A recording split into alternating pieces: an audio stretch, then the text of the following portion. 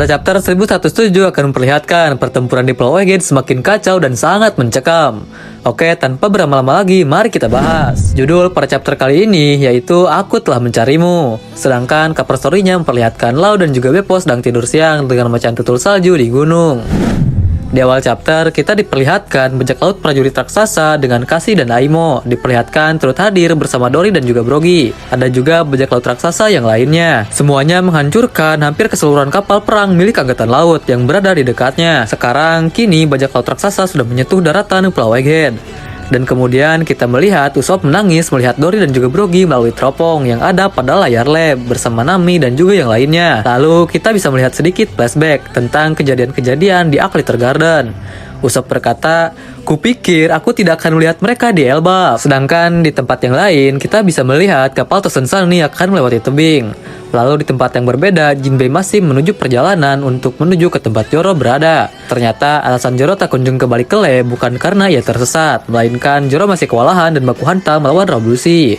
Di sini, si Lucy agak tengil dan mulai mengejek Zoro. Ia mengatakan bahwa dia akan menyeret orang lain ke bawah pada saat ini juga, karena mereka tidak akan meninggalkan Pulau Egghead tanpa Zoro. Scene lalu berpindah memperlihatkan laksa muda baru yang dijuluki sebagai Red King. Pria ini memiliki fisik yang cukup unik, di mana dagunya itu banyak layaknya anak tangga. Sekitar 30 kapal kecil dan menengah sudah tenggelam. Jadi di sini Red King memerintahkan semua kapal kecil untuk mundur. Sedangkan kapal perang yang lebih besar akan mendekati Pulau Egghead dan akan menembaki pasifista serta Pulau Egghead. Lalu kita berpindah lagi dan memperlihatkan Luffy dan juga Bonnie. Di sini Bonnie menangis sehingga Luffy bertanya, "Mengapa kau menangis?" Bonnie berkata, "Aku sudah mencarimu, Nika." Luffy bertanya kembali, "Kenapa? Bukannya aku selalu bersamamu di sini? Dan apa itu Nika?" Luffy ternyata belum menyadari atau mengetahui tentang sosok Nika, karena yang ia ketahui kekuatannya sekarang adalah Gear 5. Kemudian Luffy melihat Vegapunk terluka parah dan Luffy di sini sangat marah pada Saturnus. Luffy mengatakan bahwa dia melihat serangan Bonnie sebelumnya, tetapi itu sangat lemah. Si anjing mau di roasting, Cok. Lalu di sini Bonnie meminta Luffy untuk menunjukkan pukulan Nika yang sebenarnya. Sebelum Luffy menyerang, Saturnus lebih terdahulu menyerang Luffy dengan kekuatan santetnya. Kepala Luffy terlempar. Kelapa apa kepala si anjing? Kepala Luffy terlempar ke belakang, tetapi ia masih bisa menahan serangan itu. Lalu sambil berteriak, Luffy berkata, jika dia akan menunjukkan bagaimana kerja pukulan yang sebenarnya dan boom. Luffy menggunakan teknik barunya yang ia beri nama Gomu Gomu no Down Gatling. Dalam sebuah panel epic, Luffy meninju si Saturn yang brengsek ini berkali-kali di wajahnya.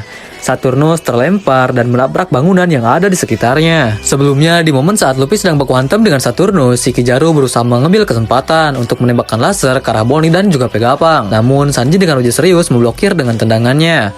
Kizaru membuat wajah kaget atau Komu kaget yang belum pernah kita lihat sebelumnya. Begitu pula dengan Franky yang penuh kaget dan Franky berkata, ia tidak percaya dengan apa yang barusan Sanji lakukan. Sanji bisa menangkis laser dengan semudah itu. Lalu Sanji berkata bahwa cinta bersinar lebih terang daripada cahaya. Si anjing bisa aja coy, ini buaya bangsat. Kemudian Franky, Bonnie, Kuma dan Atlas menuju ke pantai terlebih dahulu. Tetapi Vegapunk menolak untuk pindah karena Vegapunk tahu jika ia bergeser maka dia akan modar karena luka yang telah dia terima sangat parah. Kemudian Luffy dan Sanji pun berdiri bersama menatap Kizaru.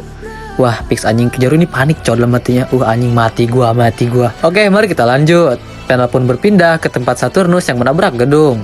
Tiba-tiba ada orang yang muncul di hadapannya, dan mereka adalah Depon dan Van Augur.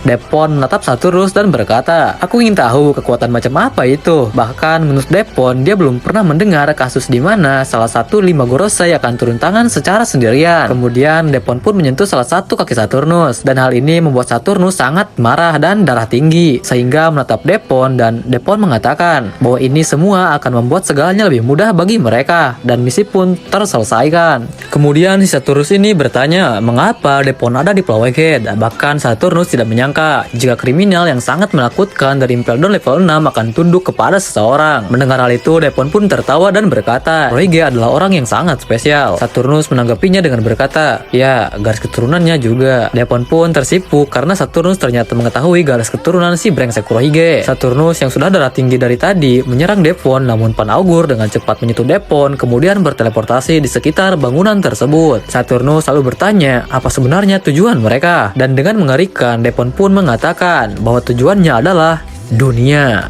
Aduh anjing, apa gunanya cow ngejar dunia? Ingat bro, harus seimbang, harus balance antara dunia dan akhirat. Oke? Mari kita lanjut. Soalnya belum tamat coy, ini pembahasannya ngentot. Lalu Depon dan Penaugur pun akhirnya berteleportasi ke kapalnya dan bersiap untuk meninggalkan Pulau Egghead.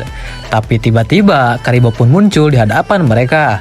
Karibo menangis bahagia dan memohon agar ia diizinkan untuk bertemu dengan Kurohige sekali saja, karena Kurohige adalah idola dari Karibo. Bahkan Karibo ingin melayani Kurohige dan menjadi bajak laut karena mengidolakan Kurohige. Nah, kesimpulannya di sini si Karibo ini hampir sama dengan Bartolomeo yang mengidolakan Luffy, tapi bedanya si Karibo ini mengidolakan si Kurohige. Ya bisa jadi kemungkinan di suatu saat di masa depan yang akan datang atau pada saatnya moga aja si Karibo ini berhadapan dengan si Bartolomeo. Ya bukannya kenapa ya, soalnya ini kan penyepong dua orang Yonko cok.